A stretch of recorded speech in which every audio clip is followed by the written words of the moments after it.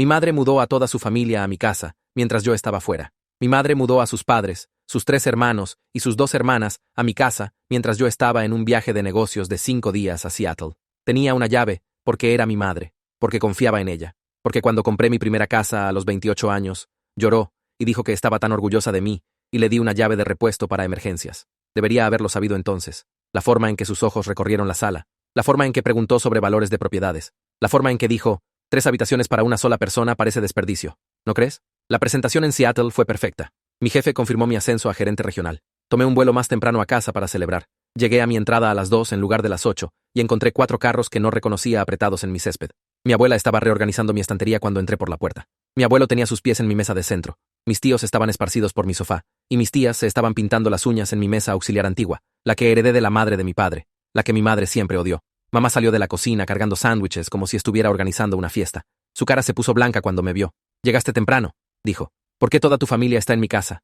Abuela se levantó, sonriendo. Esa sonrisa que había visto toda mi vida, la que precedía cada viaje de culpa. «Somos familia. Tu madre dijo que no te importaría. Qué casa tan hermosa. Ya nos hemos puesto cómodos. ¿Dónde se van a quedar?» Mi tío más joven rió desde el sofá. «Aquí, obviamente. Tu mamá dijo que tenías mucho espacio. 3 habitaciones vacías mientras nosotros estábamos apretados en ese apartamento diminuto». Fue entonces que la realidad me golpeó. El apartamento del cual los habían desalojado. El que mi madre había estado pagando secretamente con dinero que me pidió prestado. Los préstamos que nunca devolvió. Las emergencias que siempre eran la renta de alguien más. «Empieza a explicar», le dije en la cocina, donde ya habían reorganizado mis gabinetes. La porcelana de la abuela, el juego del lado de papá, estaba apilada descuidadamente junto a los platos normales. Alguien había arruinado mi sartén de hierro fundido. «Necesitaban un lugar a donde ir», dijo mamá, y su voz tenía esa inocencia practicada que había escuchado toda mi vida. «Tienes todo este espacio que nunca usas. La familia ayuda a la familia. No mudas a 7 personas a la casa de alguien sin preguntar». Abuela entró sin tocar. «Asumo que tu abuelo y yo tomaremos la habitación principal, ya que somos los mayores. Puedes compartir el cuarto de huéspedes con tu madre». Realmente me reí. «¿Crees que vas a tomar mi habitación en mi casa que yo pago? Respeta a tus mayores». La voz de la abuela se volvió fría. «Somos familia. Esto es lo que hace la familia». Y ahí estaba. La palabra que había controlado toda mi vida. Familia. La razón por la que pagué el abogado de mi tío por manejar ebrio. La razón por la que firmé como avalista el préstamo del carro de mi tía, que arruinó mi crédito cuando no pagó. La razón por la que le había dado a mi madre 30.000 euros en 5 años que nunca volvería a ver. «Tienen 1 hora para irse», dije. «Todos ustedes. Si no se van, llamo a la policía». Mamá agarró mi brazo, sus uñas clavándose de la manera que lo hacían cuando era niña, y la avergonzaba en público. «No puedes echar a tu propia familia. ¿A dónde iremos? No es mi problema. Después de todo lo que sacrifiqué por ti». Su voz se quebró perfectamente. «Te crié sola después de que tu padre nos dejó. Lo dejé todo, y así es como me pagas». La culpa me golpeó como siempre lo hacía. La programación antigua. La voz en mi cabeza que decía que era egoísta, desagradecida, que le debía todo. Pero entonces miré alrededor de mi casa invadida. Mi abuela usando mi bata. El cigarrillo de mi tío quemando un agujero en mi sofá. La familia de mi madre tomando todo lo que había construido. «No sacrificaste nada», dije en voz baja. «Papá se fue por tu culpa. Trató de conseguir custodia y le dijiste a la corte que era abusivo. Mandaba manutención y tú la gastabas en ti misma. Murió pensando que lo odiaba porque interceptabas cada carta que me enviaba». El cuarto se quedó en silencio. «Encontré la caja», continué, «después de que me ayudaste a mudarme. 23 cartas, tarjetas de cumpleaños con cheques que cobraste, una carta que escribió antes de morir, rogándome que entendiera. La cara de mamá cambió, la máscara se resbaló. Fue entonces que cambié mis cerraduras, pero ya habías hecho una copia, ¿verdad?» Abuelo entró sosteniendo un papel. «Jovencita, estás siendo irrazonable. Somos familia. No puedes echarnos». Alzó el papel. Era una transferencia de escritura, mi firma falsificada, fechada hace 3 meses. «Tu madre ya cedió la casa a nosotros», dijo, «por razones fiscales. Estuviste de acuerdo, ¿recuerdas?» Miré a mi madre. No podía mirarme a los ojos. «Voy a llamar a la policía», susurré. «Adelante», sonrió abuela. «Tenemos documentación. Tú no tienes nada. Eso es lo que pasa cuando no respetas a tu familia». Me di cuenta entonces de que esto había sido planeado por años. Cada préstamo, cada favor, cada llave que había regalado. Mi madre había estado esperando a que construyera algo que valiera la pena tomar. Saqué mi teléfono del bolsillo.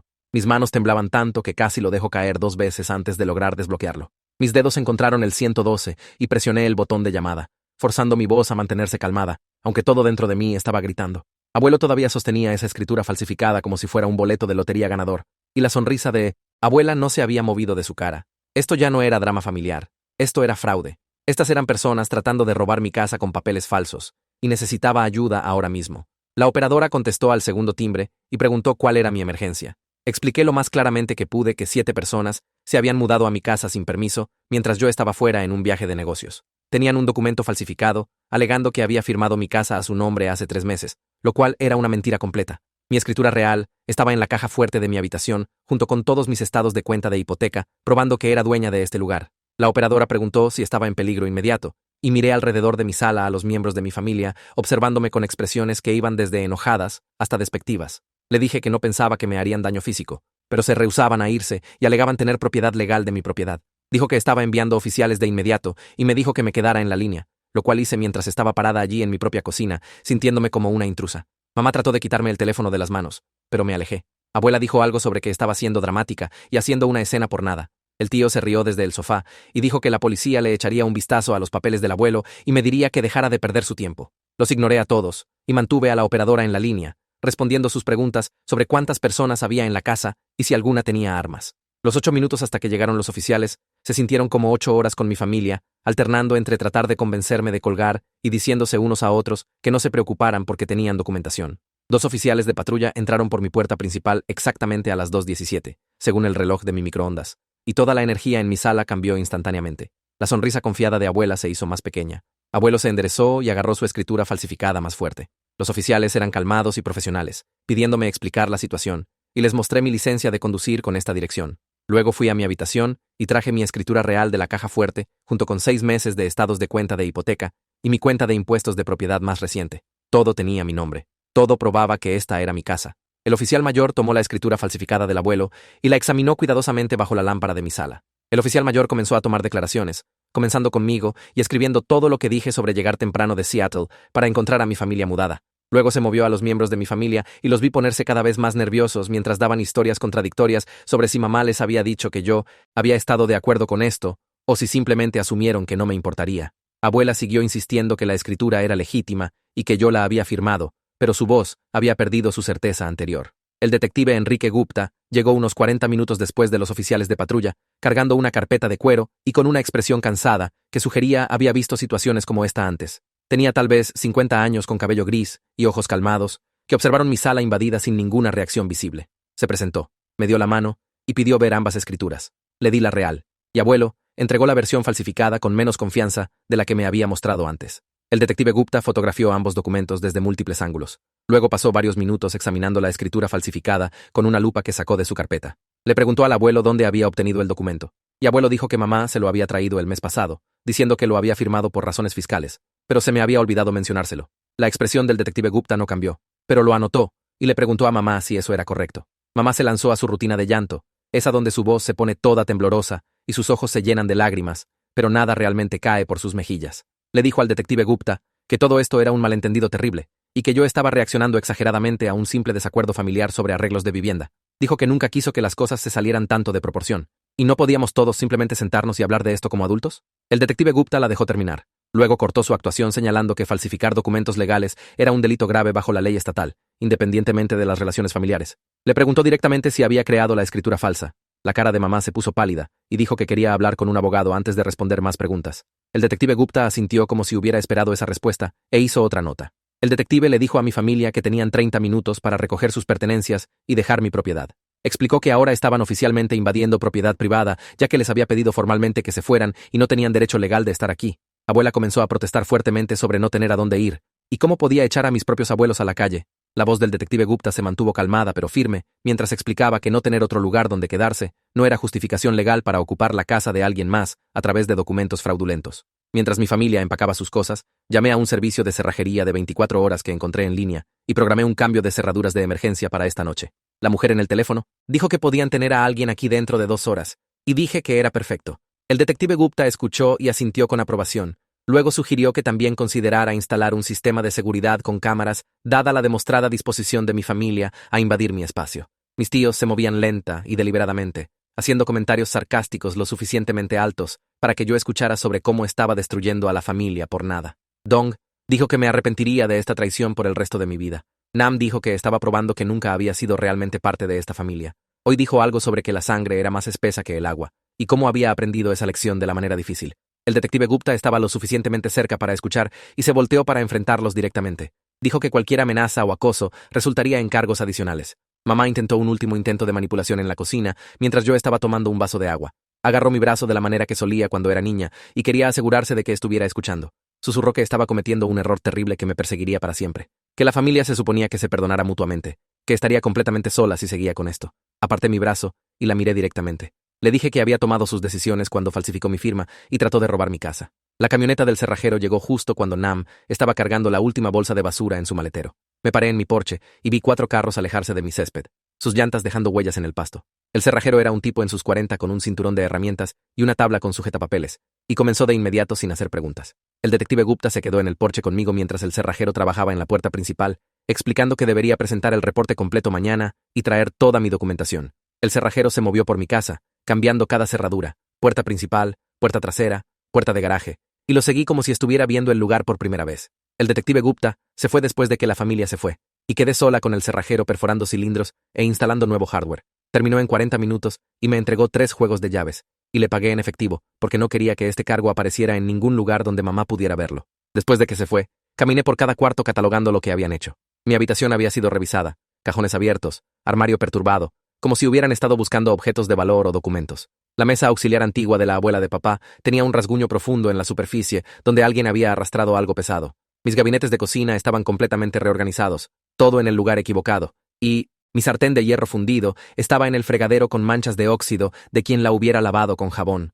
Esa noche, no pude dormir aunque las cerraduras fueran nuevas y la casa fuera mía otra vez. Cada sonido me hacía saltar y revisar las ventanas, convencida de que vería el carro del abuelo en la entrada o la cara de mamá presionada contra el vidrio. Mantuve mi teléfono junto a mí en la mesa de noche con el número del detective Gupta listo, preparada para llamar si alguien regresaba. La promoción que había obtenido en Seattle se sentía como algo que le había pasado a alguien más, alguna otra versión de mí que no había llegado a casa para encontrar a toda su familia ocupando su casa. Llegó la mañana y llamé a mi jefe desde la cocina, explicando que necesitaba licencia personal de emergencia debido a una crisis familiar que involucraba policía y posible acción legal. Mi voz tembló cuando lo dije en voz alta, haciéndolo real de una manera que no había sido antes. No pidió detalles, solo me dijo que tomara toda la semana y no me preocupara por el trabajo. Dijo que mi promoción no iba a ningún lado y mi bienestar venía primero, y casi empecé a llorar por lo solidaria que estaba siendo. Conduje a la oficina de registros del condado tan pronto como abrió, trayendo todos mis documentos en una carpeta que había organizado la noche anterior. La empleada era una mujer en sus 60 que escuchó mi explicación con horror creciente, su cara poniéndose más pálida mientras describía la escritura falsificada y la invasión de mi familia. Inmediatamente consultó mis registros de propiedad en su computadora y confirmó que nada había sido archivado, que mi escritura estaba intacta y legítima. Luego marcó mi propiedad con avisos de protección contra fraude que prevendrían cualquier intento de transferencia no autorizada, haciendo notas en el sistema que dispararían alertas si alguien tratara de enviar papeles. Imprimió confirmación de la alerta de fraude y la grapó a mi escritura auténtica. Y sentí algo del pánico aliviarse, sabiendo que ahora había una barrera entre mi familia y mi casa. El detective Gupta llamó esa tarde mientras estaba sentada en mi sofá mirando la nada. Necesitaba que fuera a la estación mañana en la mañana para una entrevista formal, explicando que necesitaba declaraciones detalladas sobre la historia de explotación financiera de mi familia. Acepté inmediatamente y anoté la hora. Luego pasé el resto del día preparándome mentalmente para recontar años de manipulación y dinero robado. Esa tarde, finalmente me permití llorar, sentada en mi sofá en mi casa reclamada y procesando lo que realmente había pasado. Mamá no solo había tratado de tomar mi casa, había tratado de borrar mi independencia y reducirme de vuelta a la niña controlada que nunca cuestionaba su autoridad. La escritura falsificada no fue espontánea, fue planeada, calculada, la culminación de años de probar mis límites y aprender cuánto podía tomar. Pasé horas revisando mis registros financieros, sacando estados de cuenta bancarios y documentos de préstamos y mensajes de texto sobre emergencias. Cada vez que había transferido dinero a la cuenta de mamá, cada cheque que había escrito, cada vez que había cubierto renta o servicios o honorarios legales para su familia, el total siguió subiendo mientras encontraba cosas que inicialmente había olvidado, cantidades que había descartado como ayuda familiar, y para cuando terminé, excedía los 40.000 euros. 40.000 euros en 9 años. A la mañana siguiente, conduje a la estación de policía y le di al detective Gupta una declaración comprensiva cubriendo todo. Los 30.000 en préstamos documentados, los 10.000 adicionales en efectivo, y cheques y transferencias, las 23 cartas de papá que mamá había interceptado y escondido, su patrón de manipulación comenzando cuando era niña, los viajes de culpa y chantaje emocional y mentiras sobre mi padre, la cronología de la invasión, cómo había usado su llave de emergencia mientras estaba en Seattle. El detective Gupta me llevó a una oficina diferente por el pasillo, donde una mujer con ojos amables y cabello canoso se levantó de detrás de su escritorio, extendió su mano y se presentó como Shanti Gupta, una defensora de víctimas que trabajaba con el departamento de policía en casos de explotación familiar. Su apretón de manos era firme y cálido, y algo sobre su presencia calmada hizo que el nudo apretado en mi pecho se aflojara ligeramente. Explicó que el abuso financiero basado en familia era mucho más común de lo que la mayoría de la gente se daba cuenta, que los depredadores a menudo atacaban a sus propios parientes porque la culpa y la obligación hacían cobertura perfecta para robo y manipulación. Escuché mientras describía patrones que reconocí inmediatamente.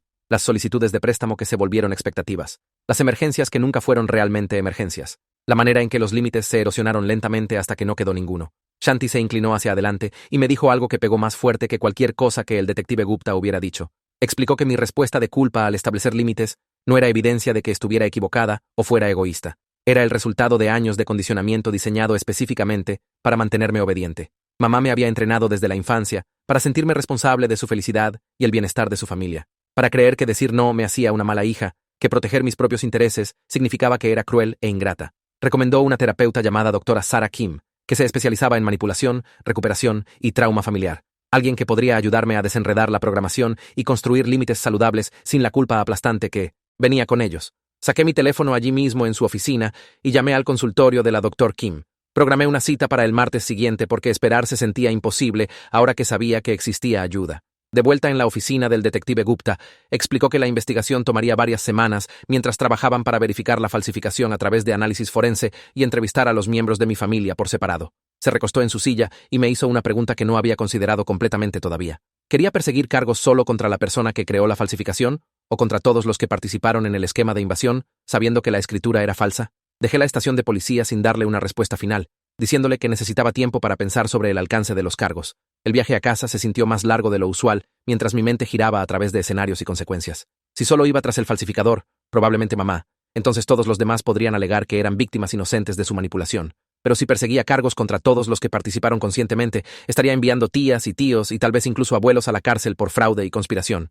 Finalmente, llamé al número de la oficina de Shanti y dejé un mensaje preguntando si tenía tiempo para hablar de esta decisión porque ya no podía confiar en mi propio juicio. Shanti me devolvió la llamada dentro de una hora, aunque era después del horario normal de negocios, y escuchó mientras explicaba mi dilema. Su respuesta fue gentil pero firme. Me recordó que yo no había creado esta situación. Mi familia lo había hecho a través de sus decisiones y su disposición a participar en fraude. Me hizo una pregunta que cambió toda mi perspectiva. Si un extraño hubiera falsificado mi firma e invadido mi casa con 6 cómplices, ¿dudaría en perseguir cargos contra todos ellos? La respuesta era obviamente no, y señaló que estar relacionada con criminales no hacía sus crímenes menos serios. Realmente los hacía peores porque explotaron la confianza que venía con los lazos familiares. A la mañana siguiente llamé al detective Gupta y le dije mi decisión. Quería perseguir cargos contra quien hubiera creado la escritura falsificada y cualquiera que hubiera participado conscientemente en el fraude. Pero solicité clemencia para miembros de la familia que podrían haber sido genuinamente manipulados para pensar que el arreglo era legítimo. Se quedó callado por un momento. Luego me dijo que ese enfoque demostraba más compasión de la que mi familia me había mostrado y respetaba el equilibrio que estaba tratando de lograr. Mamá comenzó a llamar esa misma tarde, y para el final de 3 días había dejado 14 mensajes de voz que guardé, pero no escuché inmediatamente. Cuando finalmente me forcé a reproducirlos, pasaron por cada táctica de manipulación que había usado. Los primeros fueron disculpas llorosas, alegando que había cometido un error terrible y solo quería ayudar a su familia en apuros. Los del medio se volvieron enojados, acusándome de ser cruel y sin corazón, y destruir la vida de todos por un malentendido. Abuela aparentemente obtuvo mi correo de trabajo de alguna manera, probablemente de los registros de mamá, y envió un mensaje largo que apareció en mi bandeja de entrada 4 días después de que la policía los removiera de mi casa. Escribió sobre lealtad familiar y respetar a los mayores y cómo estaba destruyendo la vida de todos por lo que llamaba un simple malentendido sobre arreglos de propiedad.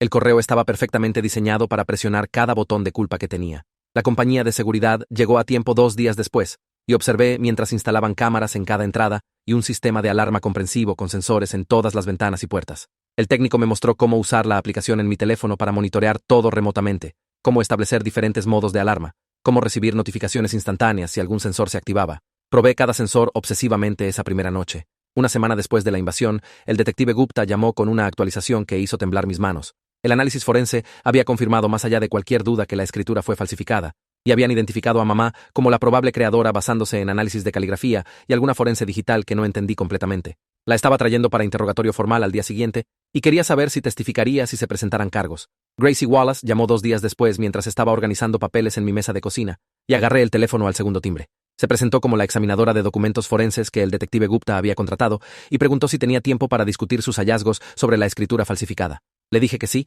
y saqué mi libreta para tomar notas mientras me guiaba a través de su análisis. Explicó que mi firma real tenía patrones de presión consistentes y formaciones de letras específicas que la versión falsificada perdía completamente. La persona que creó la escritura falsa había tratado de copiar mi firma de algo, pero no entendió la mecánica subyacente de cómo realmente escribo. El sello notarial era otro problema mayor, porque pertenecía a un notario que se había retirado 8 años atrás y se había mudado a Valencia, lo que significaba que alguien había robado un sello viejo o había creado uno falso. Shanti había recomendado a Roger Wallace, un abogado inmobiliario que se especializaba en disputas de propiedad y casos de fraude familiar.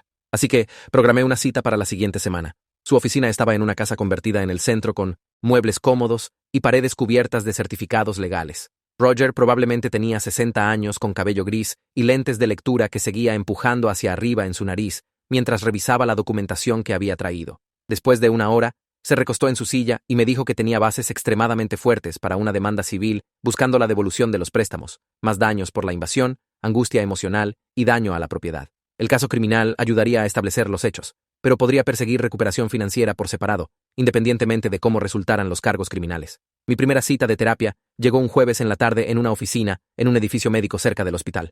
La sala de espera de la terapeuta tenía iluminación suave y fotografías de naturaleza que probablemente se suponía fueran calmantes, pero solo me pusieron más nerviosa. Llené formularios de admisión preguntando sobre historia familiar, antecedentes de salud mental y síntomas actuales, marcando casillas para ansiedad, dificultad para dormir y pensamientos intrusivos. Cuando mencioné que mamá interceptaba las cartas de papá, me detuvo y me pidió quedarme con eso por un momento, porque lo que estaba describiendo no era solo cruel, sino realmente interferencia criminal con derechos parentales y fraude postal. Nunca lo había pensado en esos términos antes, siempre enmarcándolo como mamá siendo protectora o controladora, en lugar de reconocerlo como crímenes serios que destruyeron mi relación con mi padre. El detective Gupta llamó 3 semanas después de la invasión, un martes en la mañana mientras estaba en el trabajo. Me dijo que mamá había sido arrestada hace una hora y estaba siendo procesada en la cárcel del condado bajo cargos de falsificación, fraude e intento de robo por engaño. El arresto había ocurrido en la casa de sus padres, donde aparentemente había estado quedándose desde el desalojo de mi propiedad. Mi teléfono sonó de un número bloqueado al día siguiente mientras estaba preparando la cena, y contesté sin pensar porque esperaba una llamada de la compañía de seguridad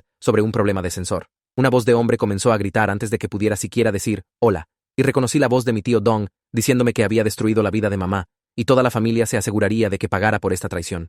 El detective Gupta trabajó rápido, porque 2 días después me llamó para decirme que había asegurado una orden de restricción, protegiéndome de todos los 7 miembros de la familia que habían participado en la invasión.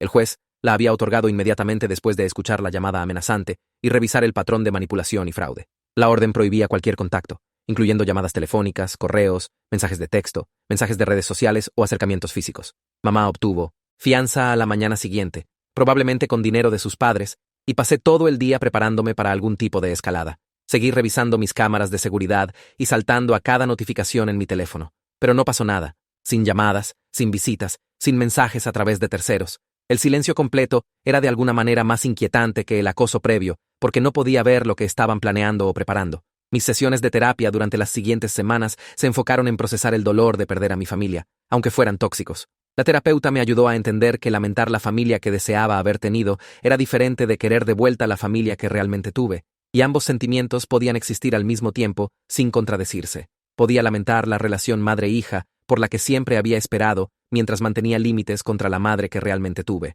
Roger presentó la demanda civil 6 semanas después de la invasión, y tuve que firmar una queja que duró casi 30 páginas documentando cada préstamo, cada manipulación, cada invasión de mi espacio y privacidad.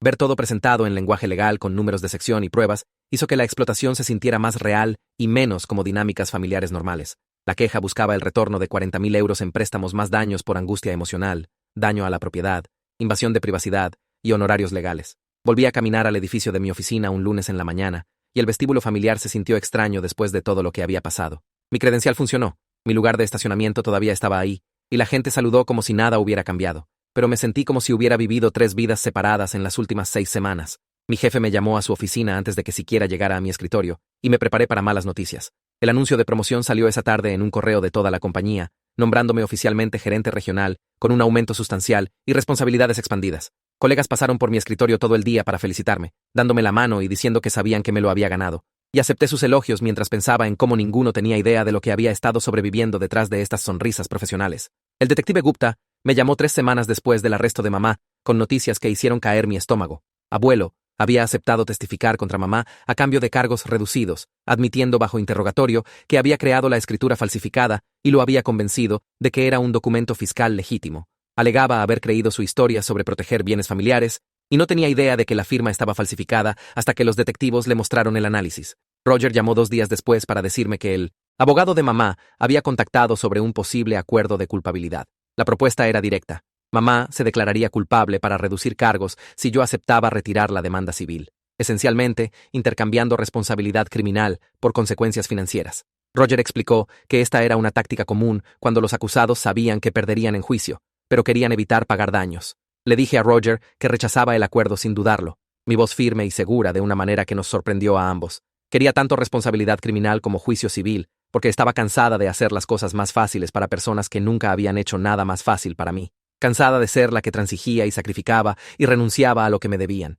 La fiscal que manejaba el caso criminal de mamá programó una reunión conmigo para la siguiente semana para comenzar la preparación del juicio. Era una mujer seria en sus 40 que aparentemente había manejado docenas de casos de fraude y sabía exactamente cómo los abogados defensores tratarían de atacar mi credibilidad y pintarme como la villana. 3 meses después de la invasión, el caso civil finalmente avanzó con deposiciones donde los miembros de mi familia tuvieron que responder preguntas bajo juramento. Roger asistió a cada deposición y me reportó después, describiendo cómo sus historias se contradecían constantemente, mientras todos trataban de minimizar su propia participación mientras culpaban a mamá.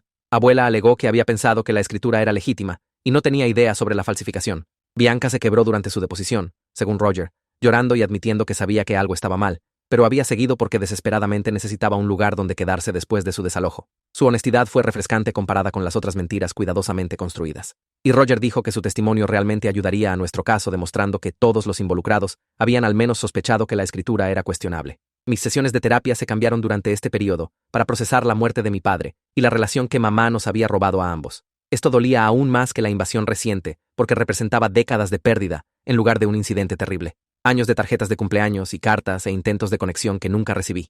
Comencé a escribir cartas a papá que nunca enviaría, llenando páginas con disculpas y explicaciones. La fiscal llamó a Roger 6 semanas antes de la fecha programada del juicio, con una oferta final de acuerdo para mamá. Se declararía culpable de falsificación y fraude, aceptaría libertad condicional con términos estrictos de restitución, y los cargos de acoso serían retirados completamente. El abogado de mamá aparentemente estaba presionando fuerte para que aceptara porque tenía miedo de qué tan mal la haría ver el testimonio del juicio. La fiscal llamó el jueves en la mañana con noticias que cambiaron todo. Mamá había rechazado el acuerdo. Su abogado explicó que estaba convencida de que podría ganar en juicio, pintándome como una hija desagradecida que abandonó a su familia en apuros. Colgué y miré fijamente mi teléfono, sintiendo furia subir en mi pecho, pero sin sorpresa en absoluto. Este era el mismo narcisismo que había dirigido toda su vida, la certeza absoluta de que podría manipular cualquier situación a su ventaja. El mes siguiente se volvió un borrón de sesiones de práctica y entrenamiento. La fiscal, una mujer llamada Janet, con 20 años de experiencia, me guió a través de cada aspecto del testimonio. Explicó cómo los abogados defensores tratarían de sacudirme, cómo torcerían mis palabras, cómo me harían parecer fría y vengativa. Practicamos mis respuestas una y otra vez, hasta que pude contar mi historia clara y simplemente sin ponerme emocional. El juicio criminal comenzó 4 meses después de la invasión, en una fría mañana de martes en noviembre. Me senté en el pasillo afuera de la sala del tribunal por 3 horas antes de que me llamaran a testificar, mi estómago retorciéndose en nudos. Cuando finalmente subí al estrado, mamá se sentó en la mesa de la defensa viéndose pequeña y triste, usando un vestido azul conservativo que nunca había visto antes. Su abogado era un hombre delgado en sus 50 que me sonrió como si fuéramos viejos amigos. La fiscal me pidió describir lo que pasó cuando llegué temprano a casa de Seattle.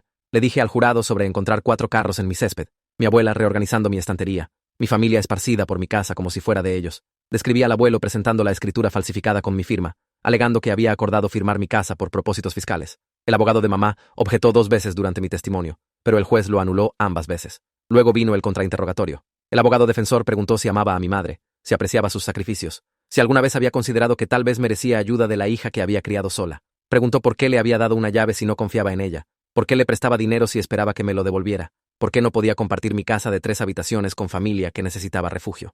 Las objeciones de la fiscal me protegieron de los peores ataques. Gracie Wallace subió al estrado al día siguiente, y su testimonio destruyó cualquier credibilidad restante que tuviera la defensa de mamá. Explicó sus credenciales como examinadora de documentos forenses. Luego metódicamente guió al jurado a través de cada elemento de la escritura falsificada. La firma no coincidía con mis patrones de firma reales de múltiples maneras específicas. El sello notarial era falso, usando un diseño que no había estado en uso por 5 años. Abuelo testificó el tercer día, y verlo fue doloroso de maneras que no esperé. Se sentó en la caja de testigos, viéndose más viejo de lo que recordaba, sus manos temblando ligeramente mientras respondía a las preguntas de la fiscal. Alegó que mamá lo había manipulado para creer que la escritura era real y necesaria por propósitos fiscales. Le dijo que yo ya había acordado firmar la casa, pero necesitaba hacerse oficialmente por razones legales. El jurado recibió el caso el viernes en la tarde después de argumentos finales. Fui a casa y traté de distraerme con correos de trabajo, pero no pude concentrarme en nada. Roger llamó a las 4:30 para decir que el jurado había llegado a un veredicto. Después de solo 3 horas de discusión, Corrimos de vuelta al tribunal y me senté en la galería mientras el jurado entró. La portavoz se levantó cuando el juez preguntó si habían llegado a un veredicto. Culpable en todos los cargos: falsificación, fraude e intento de robo por engaño. La cara de mamá se puso blanca mientras los veredictos fueron leídos, su boca abriéndose ligeramente, como si no pudiera creer lo que estaba escuchando. Sentí alivio inundarme, seguido inmediatamente por dolor que me sorprendió con su intensidad. Esta era mi madre siendo condenada por tratar de robar mi casa, y parte de mí todavía quería creer que no lo había dicho en serio. El juez agradeció al jurado y programó la sentencia para 2 semanas después. 2 semanas después, me senté en la misma sala del tribunal para la sentencia. El juez había leído todos los reportes presentencia y declaraciones de impacto de víctima. Miró a mamá y habló sobre la traición única de un padre explotando la confianza de su hijo, sobre falsificar documentos legales para robar propiedad, sobre el patrón de manipulación financiera que había precedido este crimen. Sentenció a mamá a 18 meses en prisión, seguido por 3 años de libertad condicional, y ordenó que pagara restitución completa de 40.000 euros. Roger me llamó a la mañana siguiente con noticias sobre el caso civil. Los padres de mamá querían llegar a un acuerdo inmediatamente para evitar su propio juicio, ahora que la condena criminal hacía la falsificación innegable. Estaban ofreciendo 30.000 euros de la venta de alguna propiedad que poseían en otro estado. Era menos de lo que me debían, pero Roger explicó que era probablemente todo lo que realísticamente cobraría, incluso si ganaba un juicio mayor. Acepté el acuerdo como justicia parcial. El intento final de manipulación llegó 3 meses en la sentencia de mamá, entregado a través de una carta de Qui. Escribió que mamá era suicida en prisión, que no podía sobrevivir la sentencia completa, que necesitaba el perdón de su hija para encontrar la voluntad de vivir. Me rogó visitarla, escribirle, darle alguna esperanza de que nuestra relación pudiera repararse. Leí la carta 2 veces, luego se la mostré a Shanti durante nuestra siguiente sesión. Me ayudó a verlo por lo que era, un último intento de usar culpa para forzarme de vuelta a su control. 6 meses después de la invasión, refinancié mi hipoteca para remover todo rastro de mamá de mi papelería financiera. El banco la había listado como contacto de emergencia en los documentos originales del préstamo, y ver su nombre ahí me daba escalofríos. Actualicé todos mis documentos legales al mismo tiempo, cambiando beneficiarios y designaciones de poder, removiéndola de mi seguro de vida y cuentas de retiro. Conocí a alguien en una cafetería 3 meses después de que terminó el juicio. Uno de mis amigos del trabajo me arrastró a un evento de networking que no quería atender, y él estaba ahí hablando sobre sistemas de gestión de proyectos con el tipo de entusiasmo que hacía interesantes los temas aburridos. Comenzamos a hablar sobre integración de software, y de alguna manera terminamos discutiendo dinámicas familiares terribles, y me encontré contándole lo básico sobre la invasión, sin la vergüenza usual que venía con admitir que mi madre trató de robar mi casa. La primera cita se sintió fácil de maneras que no sabía que las citas podían sentirse. Sin juegos o manipulación o agendas ocultas, solo 2 personas comiendo pasta y hablando sobre sus vidas. Mi terapeuta sonrió cuando le conté sobre él durante nuestra siguiente sesión, explicando que mi habilidad de confiar en él mostraba que estaba aprendiendo a distinguir entre personas que se ganaron confianza a través de comportamiento consistente y personas que la demandaban a través de obligación familiar. El primer pago de restitución llegó 6 semanas después de la sentencia, depositado automáticamente en mi cuenta el día 15 del mes. Revisé mi aplicación bancaria 3 veces para asegurarme de que la cantidad fuera real. 500 euros de los salarios de prisión de mamá y el acuerdo de venta de propiedad de mis abuelos. El dinero se sintió diferente de los préstamos que había dado a lo largo de los años. No un regalo que nunca volvería a ver, sino responsabilidad real en forma digital. Cada mes, el pago aparecía como un reloj, prueba de que las consecuencias existían incluso en situaciones familiares, que las cortes podían hacer cumplir la justicia incluso cuando la manipulación había fallado. Comencé a planear qué haría con la restitución acumulada, no gastándola en necesidades inmediatas, sino construyendo la seguridad financiera que debería haber tenido todo el tiempo si no hubiera estado financiando la disfunción de mi familia. Mi jefa me llamó a su oficina 7 meses después de la invasión para discutir una oportunidad de promoción en la oficina regional 2 estados de distancia. La posición venía con un aumento significativo y responsabilidades expandidas, gestionando un equipo más grande en un mercado creciente que necesitaba liderazgo experimentado. Explicó que era su primera opción para el rol basado en mi desempeño y la manera en que había manejado la crisis personal sin dejar que afectara la calidad de mi trabajo. Acepté la promoción a la mañana siguiente y puse mi casa en el mercado esa misma tarde. La agente inmobiliaria caminó tomando fotos mientras sentí solo alivio al dejar atrás el lugar que mi familia había invadido, los cuartos que habían reorganizado y los espacios que habían reclamado como suyos. Una pareja joven vino a la primera visita y se enamoró de la casa inmediatamente, hablando emocionadamente sobre cuál cuarto sería el nursery y dónde pondrían sus muebles. La casa se vendió por significativamente más de lo que había pagado 3 años antes. El mercado se había apreciado más rápido de lo que esperaba en mi vecindario. Después de pagar la hipoteca restante y cubrir costos de cierre, me fui con casi 90.000 euros de ganancia, que se convirtió en el enganche de un hermoso condominio en mi nueva ciudad. El condominio que finalmente elegí no era nada como mi casa anterior, moderno y abierto con ventanas del piso al techo y un plano completamente diferente que no guardaba memorias desencadenantes. El día de mudanza se sintió como mudar una piel vieja, viendo a los cargadores cargar mis muebles mientras dejaba atrás el espacio violado que mi familia había tratado de reclamar. Mi nuevo trabajo comenzó 3 semanas después de que me mudé, y el desafío de aprender nuevos sistemas y conocer nuevos colegas me mantuvo demasiado ocupada para reflexionar sobre el pasado. El equipo que gestioné era inteligente y motivado, genuinamente emocionado sobre los proyectos que estábamos desarrollando en lugar de solo cobrar cheques. 2 meses en el trabajo, organicé mi primera cena en el nuevo condominio, cocinando para 6 personas que llegaron a tiempo con vino e interés genuino en conocerme mejor. Comimos y hablamos y reímos sin drama o agendas ocultas. Y me di cuenta de que así se sentían las relaciones saludables. Personas que respetaban límites y celebraban éxitos sin tratar de tomar nada de mí. La notificación llegó exactamente 1 año después de la invasión, una carta de forma del Departamento Correccional Estatal, informándome que mamá había sido liberada en libertad condicional después de cumplir su sentencia completa sin liberación temprana por buen comportamiento. La leí 2 veces mientras desayunaba en mi cocina soleada del condominio, y las noticias apenas me afectaron porque había construido una vida a la que no tenía acceso o conocimiento. Mi novio me invitó a conocer a su familia 4 meses en nuestra relación, una cena casual de domingo en la casa de sus padres que me puso más nerviosa que cualquier presentación de trabajo. Le conté lo básico sobre mi situación familiar para entonces, lo suficiente para que entendiera mi vacilación sobre dinámicas familiares y prometió que sus padres eran normales de maneras que no me activarían. Su madre abrió la puerta con una sonrisa genuina y me abrazó como si lo sintiera, diciendo que estaba contenta de finalmente conocerme sin agenda oculta en su voz. Su padre me dio la mano y me ofreció una bebida, y su hermana preguntó sobre mi trabajo con interés real en lugar de celos o competencia. Comimos alrededor de su mesa, y la conversación fluyó naturalmente, sin viajes de culpa o demandas o comentarios pasivo-agresivos sobre mis decisiones. Mi cita de terapia la siguiente semana se enfocó en mi progreso durante el último año, y Shanti sugirió que discutiéramos movernos a revisiones ocasionales en lugar de sesiones semanales. Había procesado el trauma mayor de la invasión y el juicio, desarrollado habilidades de afrontamiento saludables para manejar culpa y establecimiento de límites, y construido una nueva vida que reflejaba mis valores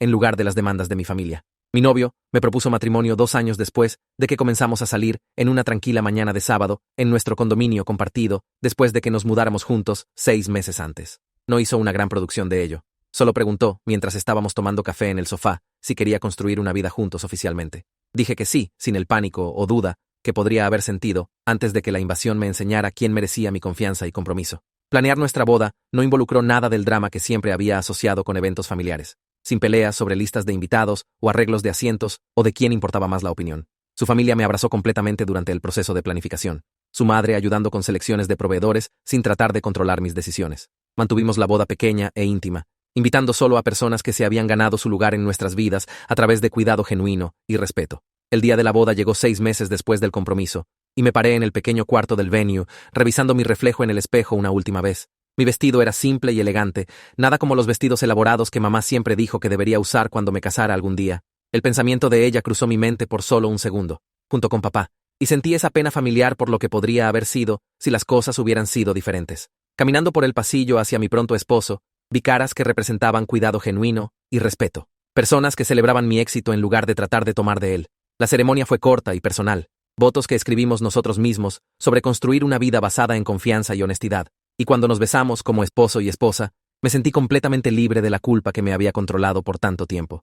La recepción fue exactamente lo que queríamos, pequeña e íntima con baile y buena comida y brindis que hicieron reír a todos. Mi nueva suegra me abrazó y susurró que estaba tan feliz de tenerme en su familia, y le creí porque nunca había tratado de manipularme o usarme. Parada con mi esposo en nuestro condominio más tarde esa noche, rodeada de amigos que se quedaron para ayudarnos a celebrar, miré alrededor a la vida que había construido después de la invasión y me di cuenta de algo importante. Ese día terrible cuando llegué a casa para encontrar a mi familia en mi casa, cuando mamá trató de robar todo por lo que había trabajado. Ese fue realmente el momento que me liberó. La invasión me forzó a ver la verdad sobre quiénes eran y lo que me habían estado haciendo por años, y alejarme de ellos me permitió convertirme en la persona que siempre se suponía que fuera. Tenía una carrera que amaba, un esposo que me respetaba, amigos que genuinamente se preocupaban por mi felicidad y seguridad financiera que había ganado a través de mi propio trabajo duro. Los 30.000 euros en restitución no podían reemplazar las décadas de manipulación, pero representaban algo más valioso, prueba de que podía defenderme y ganar. Mirando la cara de mi esposo mientras sonreía a algo que nuestro amigo estaba diciendo, me sentí genuinamente feliz de maneras que nunca pensé posibles cuando le di a mamá esa llave y confié en ella con acceso a mi casa.